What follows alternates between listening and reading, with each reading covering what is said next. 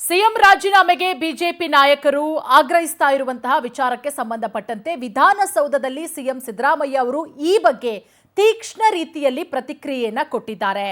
CM ರಾಜೀನಾಮೆ ಕೊಡಬೇಕು ಅಂತ ಹೇಳಿ ಬಿಜೆಪಿ ನಾಯಕರು ಆಗ್ರಹಿಸ್ತಾ ಇದ್ದಾರೆ.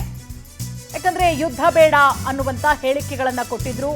ಆ ಹೇಳಿಕೆ ಸಾಕಷ್ಟು ಚರ್ಚೆಗೂ ಕೂಡ ಕಾರಣ ಆಯಿತು. ಸಾಕಷ್ಟು ವಿರೋಧಗಳು ಕೂಡ ವ್ಯಕ್ತವಾಯಿತು. ಈ ವಿಚಾರಕ್ಕೆ ಸಂಬಂಧಪಟ್ಟಂತೆ ವಿಧಾನಸೌಧದಲ್ಲಿ ಸಿಎಂ ಸಿದ್ದರಾಮಯ್ಯ ಅವರು ತೀಕ್ಷ್ಣ ಪ್ರತಿಕ್ರಿಯೆ ಕೊಟ್ಟಿದ್ದಾರೆ. ರಾಜೀನಾಮೆಗೆ ಏನು ಬಿಜೆಪಿ ಒತ್ತಾಯಿಸ್ತಾ ಇದೆ ಈ ವಿಚಾರಕ್ಕೆ ನೆನ್ನೆಯೇ ಇದರ ಬಗ್ಗೆ ನಾನು ಸ್ಪಷ್ಟನೆಯನ್ನ ಕೊಟ್ಟಿದ್ದೇನೆ. ರಾಜೀನಾಮೆಯನ್ನ ನಿಮ್ಮ ಕೈಗೆ ಕೊಡ್ಲಾ ತಿರುಗೇಟನ್ನ ಕೊಟ್ಟಿದ್ದಾರೆ.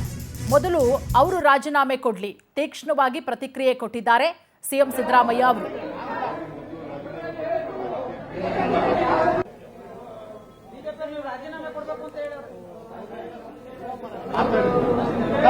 ಸರ್